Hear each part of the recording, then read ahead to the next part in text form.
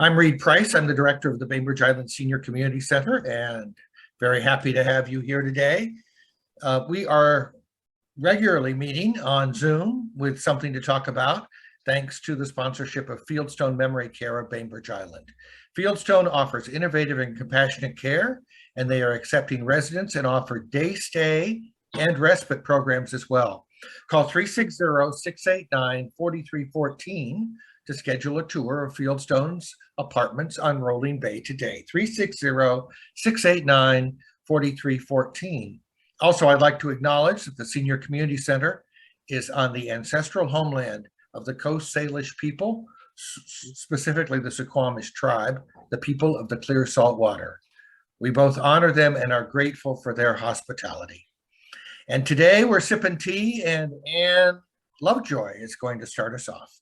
Hey there, thanks for joining us. We are so fortunate today. We have Marva Jones and Jewel Shepherd-Sampson, both wonderful, very active people who have been working in Kitsap County for, oh, and here's Karen, yay, Karen Akuye too. We're gonna talk a little bit about, we're gonna sip our tea, so hopefully you brought a teacup along, and we're gonna talk a little about, yeah, there you go, about Juneteenth, how it got started, what it's about for people who haven't ever heard that story, and then what's going on locally and how you might be able to get involved. So yeah, who would like to start us off? Jewel, do you want to say anything about that?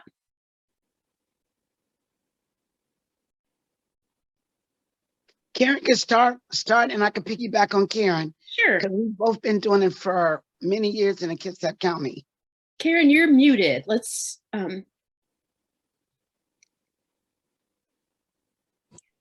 Hello, good morning, family. How's everybody doing? We're great, Karen. Lovely to hear you. Thank you so much, Akuye. Yes. Can you give us a little history about Juneteenth? Well, Juneteenth for Kitsap County started over 19 years ago with a community organization called Community Leaders. And they consisted of Robert Body, J.D. Sweet, T.C. Curry, and I think Pastor Rochelle. So can you tell us a little bit about how Juneteenth got started? Like what's the history of it even? Well, you know, Juneteenth signified the proclamation, the Emancipation Proclamation. What had happened was the word went out across the nation that the slaves were emancipated, but Galveston, Texas, didn't receive that message till almost 2 years later. So those African Americans there remained enslaved. And so on June 19th in whatever year that was, 1870, whatever. Yep. Okay, so I mean, I'd heard that story before, but I didn't realize it was just Texas that got left off the.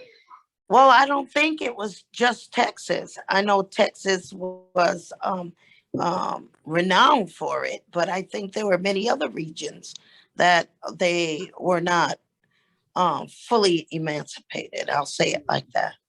Well, sure. It was certainly in some people's interest not to spread that word around, right? Well, they wanted to get the crops in, so they didn't want to tell the enslaved that they had been set free. So from that point on, has it been celebrated nationally or just? Oh no, it hasn't been celebrated nationally until last year. Right. And so here it is, you know, over 200 years later, just about, here we are finally nationally recognizing that Juneteenth, our wonderful president made that a national recognized federal holiday. But now you and Marva and probably Jewel have been working on this for 19, 20 years, something like that, right? Local. Oh, we've always participated for the entire 19 years it's been and existed. It wasn't until 2015 that CLCA really honored us to be able to continue carrying it forth. But it was Robert Body, J.D. Sweet, E.C. Kirk, and Pastor Rochelle that founded it here in Kitsap County for our county here in Washington State. And we're one of the oldest counties in Washington State that has celebrated Juneteenth all these years. Oh, that's awesome. Do you remember, do either of you or both of you remember what that first celebration, how that went and how many people were there or anything like that? Oh my gosh, it was amazing. We got there and it was just like a family reunion, a huge family reunion of the African American community across the county came in. We had our barbecue going and had dominoes and cards playing and kids running and everyone. We had a lot of kids activity around. Deborah Jackson was involved. A lot of the community churches were participants in this at the time. And I remember that this was an opportunity for us to all come together, all the community churches to come together and support. And again, I remember we always had a lot of entertainment. All the churches, we had a lot of gospel choirs at the time, which is, we don't do that now, but I remember back then, a lot of the churches would come and sing and do mimes. And my husband's one of the people that does the cooking, and he's been doing it for many years with Robert Bodie and some of his crew, and they're still doing it today. They only would do it if all of them participate in it because they felt like it's a brother unity that they can come together. Yeah. So they're planning on being there this year, and how we give out to the community and how we allow the community to be represented with their vendors, sharing their stories. What are they doing in the community? So it's a really way to uplift and gain knowledge of what everybody is doing. Well, and it sounds like for the kids that were, maybe some of the kids who were at that very first one, they've been coming to them now for 19 years, and they're starting to step up and be part of it probably and helping out, and right? And they're bringing their children. Yes. That's so great. Because it's like you really gave the community a foundational celebration that every age can participate in. And now people are looking forward to it. They know that Juneteenth is going to happen. Before, you have to kind of get the word out. But people are aware of it, and people are calling, wanting to have a vendor or share their stories. And so you don't have to fight as hard to make sure that this happens, other than completing the application for it. That's the toughest part, making sure that we can get the space at Evergreen and being able to connect with the mayor and his staff to say this needs to happen. Now, when you say Evergreen, where is it? Evergreen Park is down on Park Avenue. Oh, in Bremerton. Yeah. Okay. So what if it rains? Are we going to have tents? Oh, we've been out there when it's rained. Yes, and we have had our tents, and we continue to celebrate, and God willing, we'll have sunshine across the county for that day. But we've always continued to. We've not, over the 19 years, not had it, whether it was rain or shine. But we always had tents now. Everybody has a tent over their space. So whether it rain or not, because it can get pretty hot out there, everybody has a tent. That's how you identify the groups. That's how you identify. Even when they're cooking, they have tents over there, over them, just in case. So it sounds really like almost like a street fair setup. Oh yes. So is there? It's a park block party. I'll say it like. Awesome. So is there a historic piece of it? Does somebody do a talk? Oh yeah. Well, I always do the history and the footprints of African Americans that have been there in Kitsap County. So we always have the historical You know, we have the history walk there.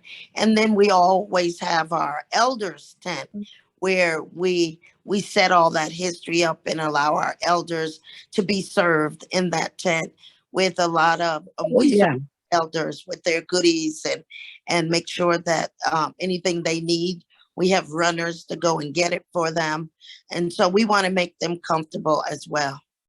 Which is a great way for the kids to see, yes, you know, honoring our elders. You know, that's a piece. I love the way the tribes do that, but in our culture, in the white culture, it's not really much, doesn't happen very often. Elders are usually shoved off in a, you know, elder care and not really cherished in the same way. And I love that you're keeping that tradition alive. I think it's important that we model that for our young people because our young people now are so detached, I would say. Their life has become social media and has become their cell phones. And TikTok and all of those different technical pieces that we have to always honor and call them back to understanding the importance of sharing and celebrating their elders and serving their elders. Do they do any capturing of like oral history or, you know? Yes, we've captured many stories over the years, and this year will be no different. We want to continue the tradition of coming together because one of the things that Juneteenth was about was reuniting and strengthening and building the community because they all had been enslaved on different plantations. So they were looking for their loved ones, sharing their stories, asking, have you seen my children, my husband or my wife, my auntie, my uncle? So it was really a time to come together and to celebrate their freedoms and celebrate, you know, being able to connect with many family members that have been sold away. And how do you, what can I say, encourage the reconnection with the kids? Marva, you've worked with kids a lot too, I know. Well, Karen and I, we just completed a 5-day conference with about 30 kids, between 22 to 30 kids this week, providing history to them, talking about our ancestors, helping them to understand their own culture and their own journey that they're going to be journeying on these next few years until they get out of school. So this week we've been kind of preparing the ground for them, informing them our next event is Juneteenth, while we had them all in this circle. And we did bring elders in that space, and they had an opportunity to communicate with one of our oldest elders, which was I think she's about 80 years old. She's from Seattle, Washington. We have known her for many years. So she came over and connected with the kids, and she said, I like this place. You guys make me feel welcome. So, and we had different children in our space for five days. So we're inviting them to come again. And our goal is to have them to be the forerunners, having them to be able to serve in this community space. And we talked to them about being grateful for being alive and walking on the shoulder. There's people who prepared this way from them. And so this year we have a whole group of kids that some of them have been to Juneteenth, but we've brought more into this space. We also, this year and last year, Karen has connected with Catalyst School, and the two principals there have been very open and very giving and very serving. Like they made to purchase some of the items, the t-shirts for the kids. And then last year we did a march with the young kids. So they marched from the mayor's office, which they may not even know that the mayor's office was in that space on Bremerton. So now they have an idea that that's where the mayor's office is. And so they marched all the way to Evergreen Park with their families. So last year she did it, and the year before last. One year we didn't do it at Evergreen. I think we did it at the Marva Williams Center. in a smaller area, but it was a successful event then. But the playground just give kids more way to spread out. And that's one of our major foundations in Bremerton, which is the Evergreen State Park. So that's why we go there. And it's a big space where we can do entertainment and cook. And yeah, and let the kids run around and play and be free too. I think, that's really important. I know my kids had a very limited, they could sit still and listen, they certainly could do that, but all day, no way. They really need to get up and run around and be, and it gets in your body, the joy, the celebration, the connection with people. That's important to kind of absorb and take it in, I think. I'm curious a little bit, Karen, when you talked about how the music, or maybe Marva, it was you who said that the choirs don't sing so much as they used to. Is that what? I feel like that's kind of a loss. I think it's a little lost, is because number one, COVID was on the rise, and so some people had some fears and concern about being close to people singing. So we had individual songs, but lately I know when I used to go, our church used to sing. We had a big choir, or groups used to come and perform. So we just have to, this year, we're hoping to kickstart that and see more of that. But right now, we have to reach out to the churches and ask them if their choir can sing. But we're living in a new world now, where we used to be involved in singing and our churches singing and choirs. It's now you don't get young people participating as we were back in the day. So that has been a challenge for everyone, I assume. But I know in the Black churches that you don't see a whole lot of that. Yeah, that's certainly true of our choir at Eagle Harbor is pretty gray. Okay. Yeah, and yet, it's funny because I know my kids, they love music and they listen to music all the time. But with the live music piece, a lot of people don't have that experience anymore. And then they hear all this recorded stuff and it sets the bar in a place.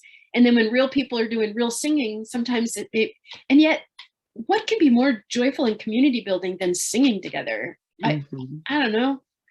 I would be sorry to see that go. Yeah, we had the African dancers to come, and it was always a given that they were there performing. But Karen and I, we're on this new journey, and we are trying to pull that back in. We're thinking about doing a workshop with a young lady that does African dancing, so we can have our kids immersed back into that culture that we feel is being lost. So the first step is to identify those that are doing it, which we've done that. And then the second step is to bring the kids together. They got to start relearning how to be in a space with one another without their cell phones, because those cell phones cause them to disconnect. They're not talking. So in our conference this week, we had them to put them in a basket. And by the end of the conference, we didn't have to say, put your cell phones away. They knew that this was an important responsibility that they had to be listeners. So they did a lot of listening this week, but a lot of movement too. And a lot of, we took them on field trips. So the goal is that we have to rekindle a whole new group of kids that can identify, this is my new sense of belonging. And then with that being said, then they'll come to our events and we want them to identify them as our servants. So we'll get some t-shirts and put Living Life Leadership on it. And then you can identify them in that space. So that's what we're doing. That is powerful, because just be able to not just learn, but then put it into use to be, do that service and then be valued for it. That's half of what kids really want in life, I think. That's what they want. So it just takes a lot of work. And this year we had a lot of volunteers to help us. And so I think people want to do well. It's just somebody as a leader, Karen, saying, let's just do it. And then we come aside her to strengthen that environment. So having those elders, we had 3 elders in the space, which I haven't seen that in a very long time. And I think also our pastor was a strong influence in Juneteenth, Pastor Robertson. And now he's no longer with us. So it's taken a little bit more the engine has to pump a little bit stronger to get that momentum back again, because losing him, he always was in the center of our meetings saying, Karen, okay, let's do it. And having people to come into our space and we talk about how we're going to build Juneteenth again. So we're a little bit sad for that loss. But yet we're still going to continue to do it because the children need to know and hear what's going on. And adding a new school really strengthen us. They really support us in our efforts, and they right there at the Juneteenth with us. And I think it's become a little bit more, even more so professional, because you got a lot of different people that are attending this event. Well, and honoring the people who helped build it up and held it up in the beginning. I mean, Yes. that's an important piece too. I think always like reminding the kids, these are the people, you may not have met them or you may barely remember them, but they're part of your life too. Absolutely. That feels really important to me. And we don't do that enough in this day and age. Well, one of the things, Ann, that is very important is that when we teach the history, we always must acknowledge our elders, our ancestors, and the shoulders that we stand on. We didn't get here by ourselves. There were those that labored and laid a strong foundation for us to continue this work. And so we always have to remember the bridge that brought us over. And that's so beautiful too, because then you're not alone, right? Yes. You're really part of something. And I think one of the things that happens with all this, online stuff, and I'm not against it or anything, but it is kind of isolating. It's an individual thing. And when we can get kids and ourselves, grown-ups too. I mean, how many, I remember one of our, before COVID, a family holiday where my brothers and some of their family were at the table with cell phones. Yes. Like, excuse me? People are right here in front of you. And so reminding ourselves how to be connected. Yes. And you're right. I love that you put the basket out and they're like, okay, fine, put your phone in the basket. But right, we have to get off that because as kids have said to me, it's real. It's a real relationship. It's real, that online stuff. And it's real in its way, but it is never going to be the same. No. And you're never going to connect with your elders on a cell phone in the same way that you would in real life. I'm sorry. I don't care who you are. No, you're right. Go ahead, Karen. Go ahead, Ms. Marva. One of the things that I observed as we were getting this week is that we were on Calais donated a school bus for us to get to Tacoma State College this week. Yeah. And so as we were journeying over the water and the bridge, they had no history of the Tacoma Bridge. And so I said, everybody stop, look out the window. And then you had some kids admiring the water and the landscape. If we had not encouraged them to look outside the window, that opportunity of looking at the landscape would have been lost. And then we was able to tell them the history of the bridge, how there was only one bridge. We used to go back and forth for many years since I've been in Kitsap County over the last 40 years. And now we have two. Do you guys remember when the bridge was built? Because they don't pay attention to that type of current event anymore. So our goal is to get them off the phones and begin to look at, when they're driving, look outside as they were when they were littler kids. And they will look out and they will learn from that environment because they was noticing things. They don't notice anything anymore. Like, okay, guys, put your phones away just for this short, brief moment. And we're not against cell phones. I have to keep saying that. I'm not a cell phone hater. They have very good use for us in many ways and saved our lives. But right now we're all together, and how can they grow and learn if they don't pay attention to just simple things, the natural learning? That's what they're missing, the natural learning. So hopefully at the event, I don't know how we're going to handle that piece of it, and asking that, we encourage young people to try it. We'll come up with a game or a test or something where you won't be on your phone for 2 hours. And if we catch you on your cell phones, maybe we could put a sticker on or something, make it a fun event. But the goal is that they would take the time and see all the vendors, see what's out in Kitsap County. see the messages, the positive messages that these vendors set up that they can utilize, or do some painting, or do some drumming. We usually have the drums out there. We usually have instruments that they can participate in. I know last year we set up checkers and chess. That was one of our goals, to get kids to learn how to play chess. So that was out there last year. So we're just hoping that we can continue that and do more games and encourage children to stay off the phone so they can reconnect and have those critical conversations with one another.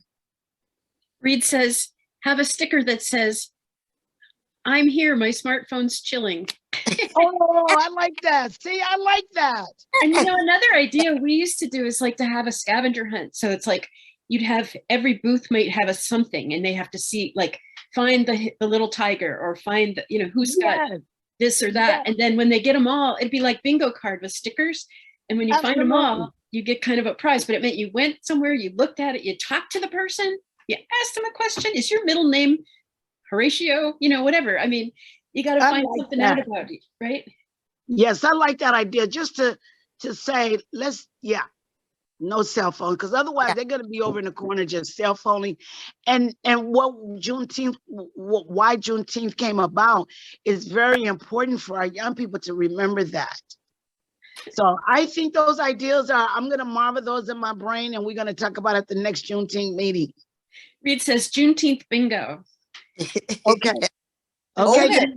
Right? But stuff like that. I mean, I find, you know, when I'm driving around with my kids, I'll say sometimes, you know, did you know that the Tacoma Bridge has the largest octopuses in the world underneath it? Yeah, we told them that. Yeah. Right? And they're like, huh? And then you look out the window. Or just stuff like that. Wasn't it the one that Galloping Gertie and it shook itself apart and blew up? I mean, you know, you think it's going to happen again? Right? Yeah, we talked about that too. And they were like in awe. Oh, I think one girl had that information. Yeah. So then I guess you have bus driving bingo too, right? Oh, we didn't have it there. We just said on our way, we kind of let them do, you know, they had their cell phones. There was quiet conversations. But on our way back, we asked them to put it away. And on our way back from Evergreen, we picked up the newspaper with the new, I don't have television to know what's going on all the time, but the Justice Supreme Court, Ms. Brown, we had Jackson. So we asked them, we showed them the picture, and we asked them if they knew who she was, and they did not know. Oh, you're kidding. No. Mm-hmm. Wow. They know now. Yeah, they know now. They know now because we showed the picture, and I said, I'll offer anybody $10 if they can tell me who she is. They could not tell us. And so, but that's okay, because now we know what we need to teach, and they need to be at Juneteenth. And I think this year we need to add a little bit more history of Juneteenth, and not just that, but maybe have some other scavenger hunts. Do you know who this person is? And I do have a game that focuses on that I play with one of my group of kids when I did a program last year, and they love it. So I think I'm going to bring that. And it's a bingo game sort of, but it has all African Americans on it. And you have to read what they do for a living, and then they have to put the chip on it. Oh, that's brilliant. So I'm just saying things like that to get kids to think about their culture, their history. Right. Because, you know, you're right that it's like, most kids don't watch the news on TV. I don't have a TV either, but maybe their parents talk about it, maybe they don't. But it might be a good thing to kind of get the schools talking about too. Yes. To me, that would have been something every school should have had that conversation. Wow. And no, they told us the school did not talk to them about it. And that's a current event. Yeah. Yeah. So it's not just a current event, it's like a landmark, huge event that they said they didn't know, the schools had not talked about it. So that's why we have to be their eyes and ears and know what's going on, so that we can bring that to them so they'll become aware of it. But all of us as elders, I'm thinking about every one of us here, that's part of our task too, to say to our kids and our grandkids, are you aware of this? Do you know about this? What do you know about it? About the new Supreme Court judge, about so many different things, right? So many things. What's going on in our country, you know, with Russia. Do you know about that? Right. So I just think maybe elders can have a table. Karen, you have the elder area. Maybe we can develop or talk to them about some questions and then have it where it be young kids go in and pick up a question from the elders. And then all the elders share that information. Yeah. That might be something. I just want to do something a little bit more, just a little bit of change, to where we're connecting people to people. Yeah, because that's really what it's all about. It sounds like, in the very first time it was finding each other, right? Yes. And we may know where the other person is physically, but have we found each other? Yeah. One of the things that I'm hoping, and I'm definitely making sure that we do this year, is educate our county about Juneteenth. We're asking all the cities to come in and participate, that all of the city leaders take an active role in informing and educating their community about Juneteenth, and coming together in a collective way to honor and to commemorate what Juneteenth is all about, and how we build community across the barriers, across the diverse communities, to be able to celebrate freedom, to celebrate what does that really mean for us in this nation. And there's no other culture that I know that can really give a real good perspective of what freedom is from a nation where they've been enslaved in. Because our nation stands for freedom, but yet in this nation, the indigenous and the African American community, as well as our Asian and Japanese communities, have experienced what it is to not have those freedoms. And so we want to be able to say freedom is for all of us, as well as how do we continually cultivate the understanding of what freedom is about for us in this nation, and to be able to address some of the atrocities that have happened in the past concerning the loss of our freedoms. Yeah, still happen, Karen. I mean, I know you know better than I, but I think that piece of like whose freedom and when, that doesn't get talked about a whole lot. And it's just beginning to. I think even some schools are starting to have that conversation a little bit more. And then I think the thing is, it's really, it's so hard for white culture to acknowledge, of course, it's like, it's such a huge burden, but we have to be able to say, yeah, these things happened. And I've lived in taking advantage of that my whole life. And now I'm looking at it in a new way. And I want to say everyone should have freedom. Exactly what Akuye just said. Everyone. Freedom for everyone. What is that going to look like? What is it going to involve? What is it going to mean for me to shift the way I act, the way I think, the way I feel, the way I speak, right? Really a lot of deep looking. And it doesn't have to be all about guilt and anger. It can also be beautiful, because to me, the idea that, I mean, when I was a kid, when they would say liberty and justice for all, I'd get tears. I thought that was the most beautiful thing I ever heard. But it took a while before I realized it wasn't true. And that's crushing. When the civil rights program protests were going on, and I'd see that in the news, I was realizing as a child, it's not true for everybody. That's so painful. It's like, how do we make our country be the country we want to live in? Yeah. Big questions, right? Well, even what we're doing now, just having a discussion, sometimes I forget that sometimes it feels like we're the only ones experiencing this, and it feels like the other cultures really don't care. But I know that's not true. But that's what it feels like when we're in discussion amongst ourselves, that we're in this by ourselves. And if it's going to be a change, we have to do it. And we just had this discussion yesterday. It was probably about 20 of us in our church that went over to have dinner in Tacoma. And that's been a while because it's been COVID. And it felt so good for all of us to be together. But in our conversation, we talked about that, but then we realized, we said, we talked about Harriet Tubman, and she didn't do that by herself to free the slaves. She had to have other people that didn't look like us to help her. And so we said we want to remember that everyone is not our enemy, that there are those that care about us and really care about our cause. So we have to remind ourselves and tell one another that we can't think and be narrative minded when we think about that we're in this by ourselves, but there's other people that can help us and care about us and really have it and mean it in their hearts. So those are our conversations when we're all together in a big, large group, when we're talking about racism or equity and jobs and fairness. And we always have to go back and say, no, we got to remember those, that everybody's not against us. And we love them just like we love one another. We love them no less. Like Carrie's been with us all week, and she's been amazing. And what Karen and I don't know, and Jewel and all of us, she brings in that other piece of the puzzle. And we open to that and we receive that. Well, and one So thing that's really valuable for us as white people is to be able to use white privilege to be a good advocate and a good ally. And so learning to do that, and that's maybe brings up the Kitsap ERACE part that Akuya wanted to talk about too. Yes. That, training ourselves to be good allies and good advocates is hugely important.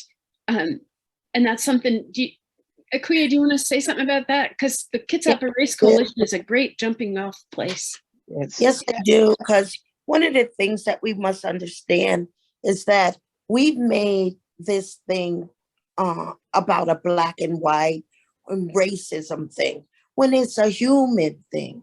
We are standing for humanity and for each of us to treat one another in a way that we're respecting humanity. And so as we talk about the allies and we talk about those that stand alongside of us, everyone doesn't take the stance of just making it about racism. We understand that it does take all of us to be able to take a stand against injustice that happens across many barriers, many cultures, many races. But will we stand for peace? Peace for who? Peace for all. Freedom for who? Freedom for all. You talk about justice for one, justice for all.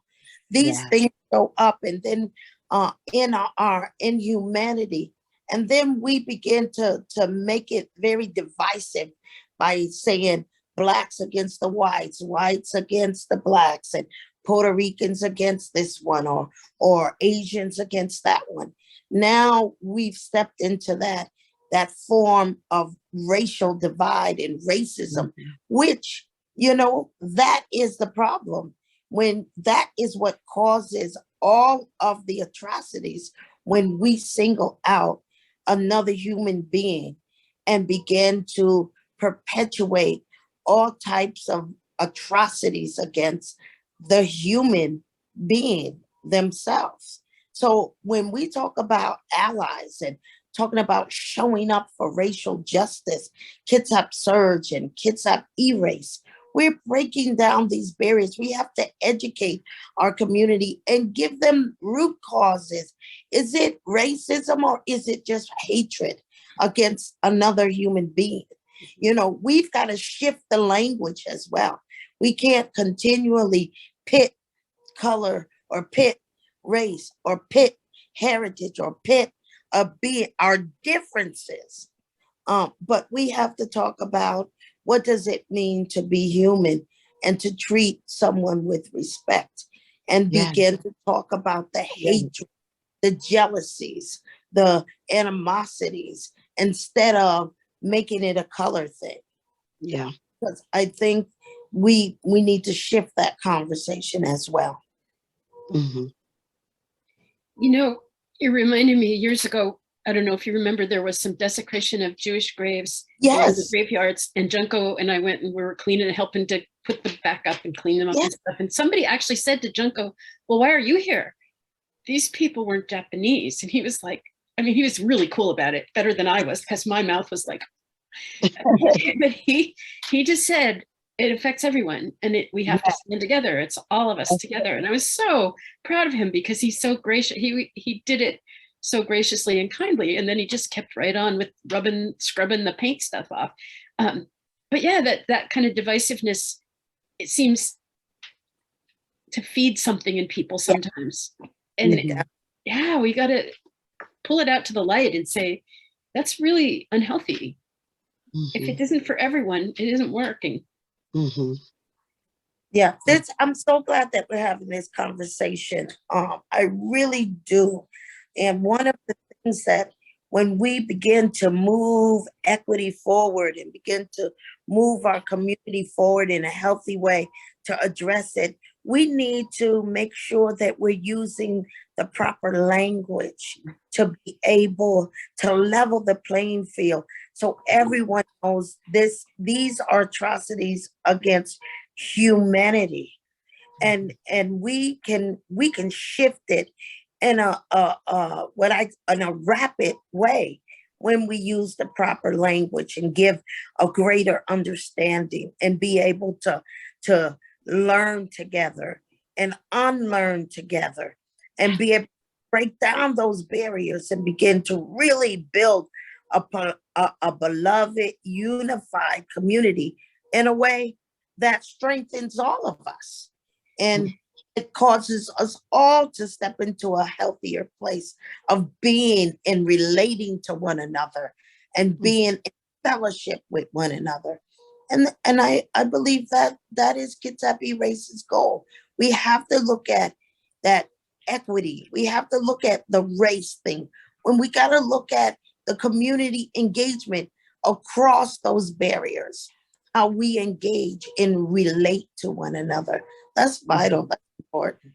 I think, hey, Lauren, did you want to say, you put something in the chat. Do you want to unmute and Oh, hi, it's actually LT. I'm using my daughter's Zoom. Oh. But I just wanted to, here, let me turn on the video. So I just wanted to say that it is a matter of trying to get a little bit, hi Karen, trying to get a little bit of community involvement in this. I think when you kind of put it into the terms of Juneteenth, then it becomes like, you know, a group off island that is moving it forward. It really needs to involve like Kobe, Arts and Humanities, Bainbridge. Oh, yes. You know, we had these anti-Semitic, you know, things on our public art installations. That is a huge thing. And I haven't heard anything since about that.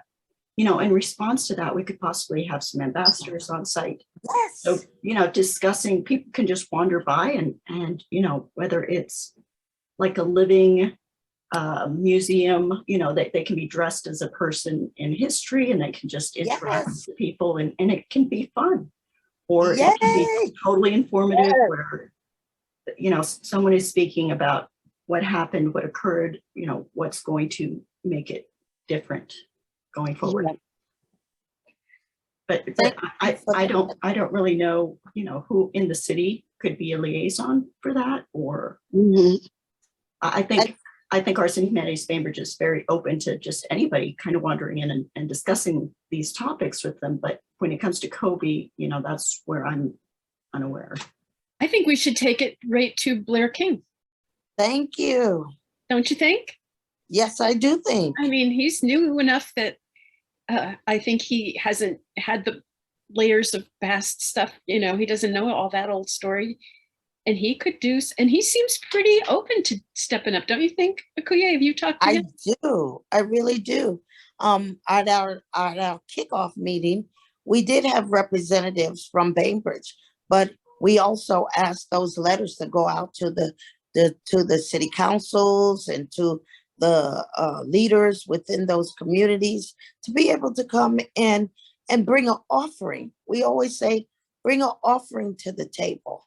When we talk about an offering for equity and an offering for change, what will we bring to the table to make sure that we're all playing our part and serving our community in a way that is addressing these issues, but also breaking down some of the barriers.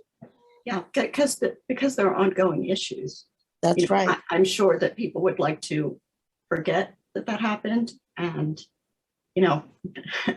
try not to acknowledge it to remind people again. But I think a continuous conversation about it and knowing what is being done, to stop it from happening again.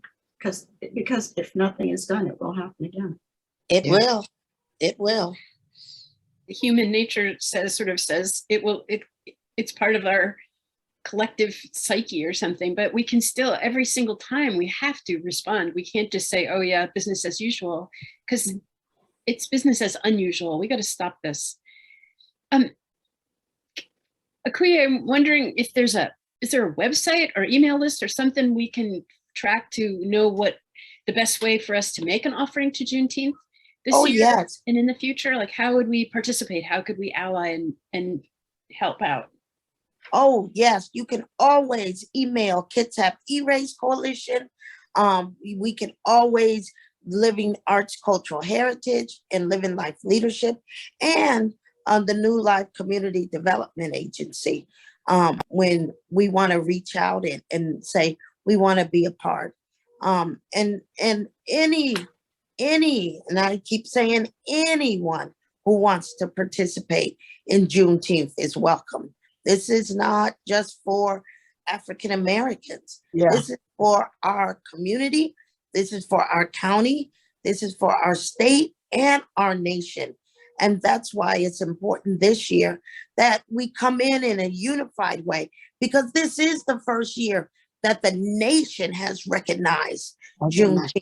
And that's why we have an opportunity, an awesome opportunity this Juneteenth, is to level the playing field and give our communities a greater understanding of the depth of what this celebration and commemoration and historical event can bring to addressing the racism, the history that has harmed us in the past, and bring it in a way that is healing us as we move forward.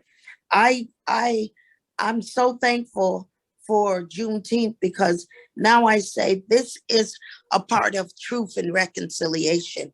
The ability to correct that which was wrong in the past is healing our nation, healing our history as we move forward. That's why it's going to be important that we come together as a county to say we are going to model what it will look like to heal the atrocities of our past, but also move forward in a reconciling, healing way, so that we can change the outcome of what has already happened here in this nation around racism. We can use this as a catalyst for change. That's what I'm hoping. Well, if we were to fill up the senior center bus and bring a bunch of elders in to visit. Oh, we will make sure the elders tent is ready to receive them. That's what I was going to say. We will have the vittles and the barbecue and the red drink ready for our elders to sip and paint and sip and talk and anything else our elders want to do. And I would love, and if we can work on this piece, because I think we can get a lot of oral histories with that elders tent, and to be able to say, what was it like when you were growing up during that time? Yeah. And let the children do that piece. Let the children, the youth take on that role and ask those questions. I think it would be amazing. Ooh, I love that. It would be amazing. It would be amazing. Okay, Reed, what do you think? Okay, Reed. You know what he always said? Put some gas or something in the bus. All right. Oh, go ahead, Reed. Say, yeah, we'll do a back of the bus. We'll be doing a back of a bus. Civil rights movement. He always says, what are you going to make me do now? It's okay. I got my driver's license has been renewed. All This is right. good. Read, this is good trouble. We talk about this is good trouble. Yes, this isn't even too much trouble. It's just good. See, this kind of conversation, and the good thing is, there's what, a dozen of us here off and on today, but after this, people will listen. And Yes. sometimes these things get a lot more views when people have time and they listen with their friends, or they listen. I hope they'll listen with their family and with Yes. their kids and their grandkids, and encourage that multi-generational exposure, because this conversation can't just be an elder conversation, Mhm, right? It really has to be a multi-generational mhm, conversation that never mhm. ends. Yes, I'm excited. Amen. Amen. Right? And maybe we'll bring some of our singers and we'll do a little singing. Oh, yes, Okay. we're gonna get the choirs now. Don't think we're not gonna get the choirs, because everybody is ready to sing. They are ready to come back in community and share in community. And one of the things I'm excited about is this will be our first BBQ cook-off for Oh, Juneteenth. If you think you can do some barbecue, we want you to come and be one of the participants in the BBQ cook-off at Juneteenth this year. I do not cook barbecue, but I'm a really good barbecue eater, and I cannot wait to come to the Juneteenth festival in Bremerton. I might just wear a bib, everybody needs to be appreciated, and it would be no point in having a contest if there was no one to taste it all, right? Oh, yeah. Maybe Just we'll like- try to get some bibs, the plastic bibs created for Juneteenth, and Oh. people can put it around their necks, and they'll be comfortable not caring what they wore. They know they can eat their barbecue and it can drip on that little bib. Thank you, everybody. What a wonderful opportunity to have this great conversation, and many, many more, I hope.